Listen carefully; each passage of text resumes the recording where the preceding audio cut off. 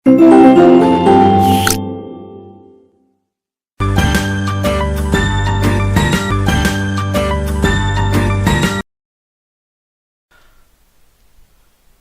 Good morning, सुप्रभात सभी प्यारे बच्चों। मैं विशाल शर्मा आप सभी का वेलकम करता हूं आपकी एसटी सोशल साइंस क्लास में। Today we study chapter number 10 natural disaster. आज हम नेचुरल डिजास्टर के बारे में पढ़ेंगे, प्राकृतिक आपदाओं के बारे में पढ़ेंगे। आप सभी जानते हैं कि प्राकृतिक आपदा क्या होती हैं, कि जब भी बच्चों कोई भी नेचर की तरफ से ऐसा एक्ट होता है, कोई भी ऐसा काम हो जाता है जिसके कारण मनुष्य जीवन प्रभावी हो, जैसे कि आपका अर्थक्वेक, फ्लड, तो ये सभी चीजें क्या होती हैं इसके कारण ह्यूमन लाइफ प्रभावित होती है। इस चैप्टर में हम इसको अच्छे से पढ़ने का प्रयास करेंगे। Imagine you are a news reporter. कल्पना कीजिए कि आप एक न्यूज रिपोर्टर हैं, आप एक नेचुरल डिजास्टर अपने एरिया में कवर कर रहे हैं। राइट ए शॉर्ट रिपोर्ट, आपको एक शॉर्ट रिपोर्ट लिखनी है। What happened and how people are coping, क्या हुआ और पीपल इससे कैसे प्रभावित हुए हैं। चलिए, if I was a news reporter, अगर मैं एक न्यूज रिपोर्टर होता या न्यूज रिपोर्टर हूं, तो आई सा a flood affected area and I covering that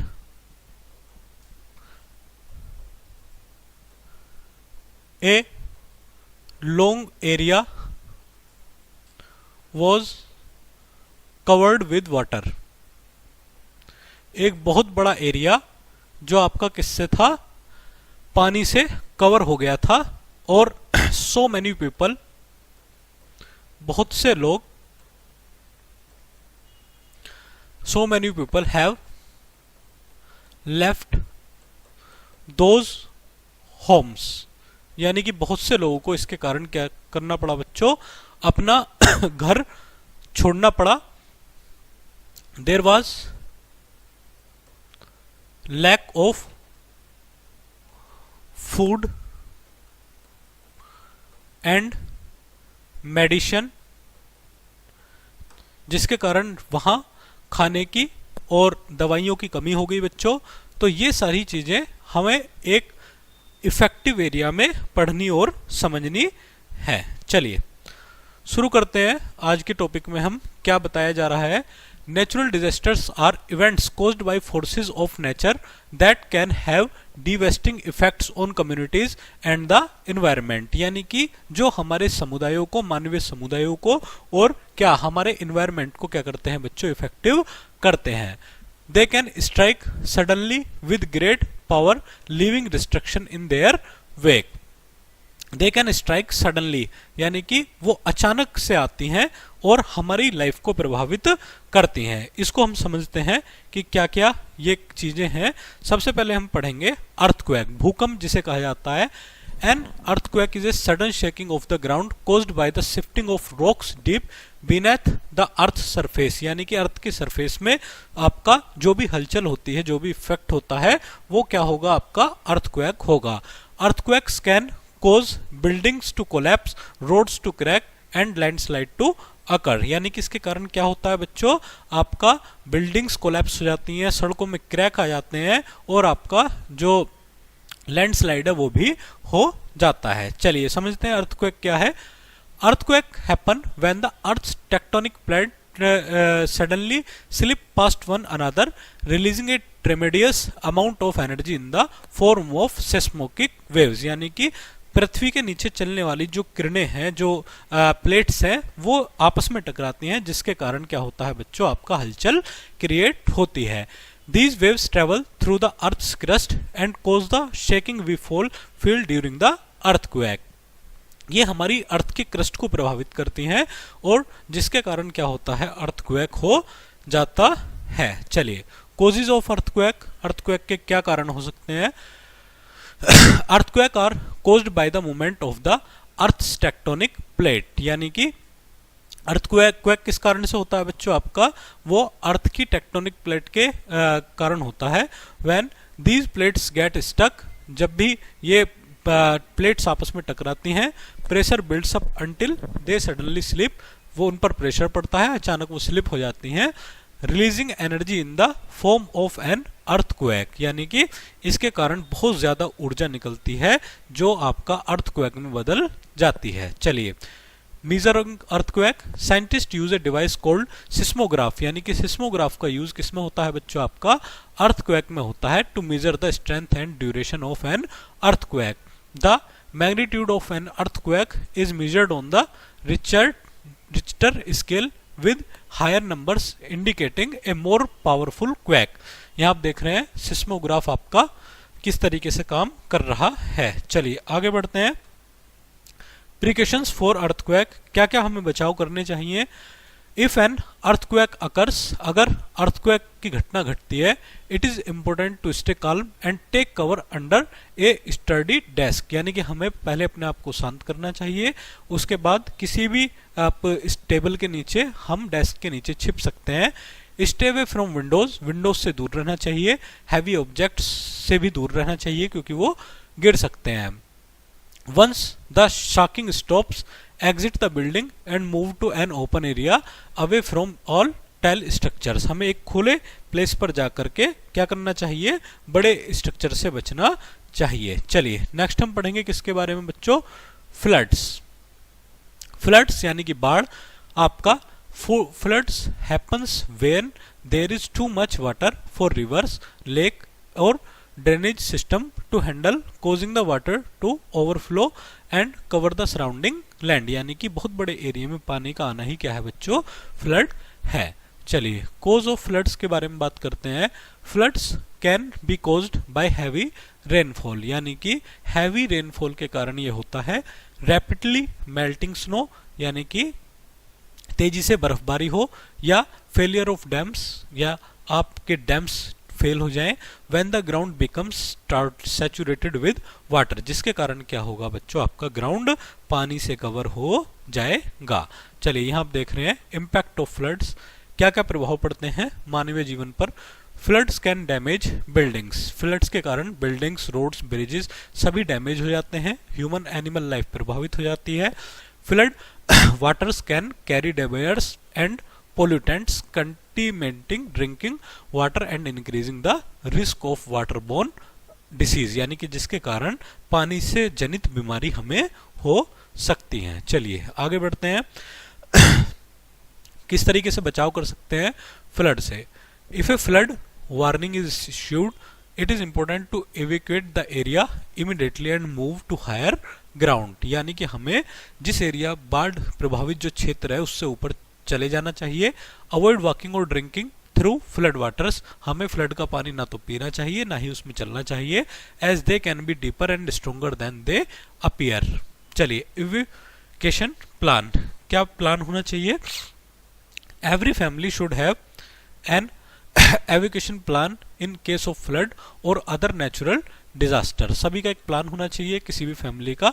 this plan should include a designed meeting place, emergency contacts and a supply kit with essential like food, water and first aid, जिसमें हमें food, water और first aid मिलनी चाहिए। चलिए flood control measure, कैसे flood control करते हैं? To reduce the risk of flooding, communities can take measures such as building levees and food walls, improving drainage system and preserving natural flood plains। चलिए cyclone, cyclone के बारे में पढ़ते हैं। चक्रवात जिसे कहते हैं, यहाँ आप देख रहे हैं चक्रवात की पिक आपके सामने है। Cyclones, A cyclones is a large rotating storm system characterized by strong winds, heavy rain and low air pressure. Cyclones can form over warm ocean waters and can cause extensive damage when they make landfall. Personal safety किस तरीके से हमें करनी चाहिए? If a cyclone is approaching, it is important to secure your home and evacuate if advised by authorities, यानी कि आपको अपने होम से, अपने घर से सुरक्षित जगह पर पहुंचा जाना चाहिए। टेक शेल्टर, कहीं पर एक आश्रय लेना चाहिए। इन्हें study building away from Windows and glass doors, जो आपका विंडोज और ग्लास डोर से क्या होनी चाहिए, दूर होनी चाहिए। चलिए आगे बढ़ते हैं बच्चों। गवर्नमेंट रेस्पॉन्स, गवर्नमेंट क्या रेस्पॉन्स देती है इस पर। Governments play crucial role in preparing for and responding to cyclones, यानी कि इससे बचाव के लिए हमें सरकार काम करती है। दिस इंक्लूड्स इशूइंग वार्निंग्स, यानी कि वार्निंग इशू करती है, coordinating evacuations and providing emergency services and aid to affected communities, यानी कि जो भी प्रभावित लोग हैं उनको सहायता प्रदान करती है। चलिए आगे बढ़ते हैं बच्चों। ड्रॉट्स यानी कि सूखा, सूखा जब भी बारिश की कमी हो या पानी की कमी हो जाए। A drought is an extended period of unusually low rainfall, कम बारिश के कारण, leading to a shortage of water. Droughts can have severe impacts on agriculture, wildlife and human communities. Water conservation measures, यानी कि किस तरीके से पानी का संरक्षण किया जाए। यहाँ आप देख रहे हैं ड्रॉट प्रभावित affected areas during a drought, यानी कि एक सूखे के दौरान it is important to conserve water as much as possible, जितना हो सके हमें पानी को बचाना चाहिए। This can include fixing leaks, taking shorter showers and watering plants during the cooler parts of the day to reduce evaporation. चलिए आगे बढ़ते हैं। रिलीफ एंड सपोर्ट, जो आपका क्या क्या हमें रिलीफ मिलनी चाहिए। Government and aid organization can provide relief and support to communities affected by droughts, यानी कि जो सूखे से प्रभावित लोग हैं उनको गवर्नमेंट की तरफ से एड आनी चाहिए बच्चों। Such as distributing food and water, providing financial assistance and helping farmers adapt to the changing condition, यानी कि इसके कारण क्या हो सकती है, आपका जो कंडीशंस हैं वो चेंज हो जाती हैं। सुनामीज, सुनामीज जापानी वर्ड है, देखते हैं। A tsunami is a services series of massive waves generated by an under water disturbance such as an earthquake और लैंडस्लाइड, यानी कि जो आपका सुनामीज होती हैं, पानी की जो ऊपर उठना अचानक, वो समुद्री लहरों का आपका सुनामी कहलाता है बच्चों। Tsunami can travels eight incredibly high speeds across the ocean and can cause devastating damage when they reach shore, यानी कि आपका आसपास के एरिया के लोगों का ये डैमेज इफेक्टेड करता है। चलिए कम्युनिटी प्रिपरेशन, कम्युनिटी प्रिपरेशन क्या है।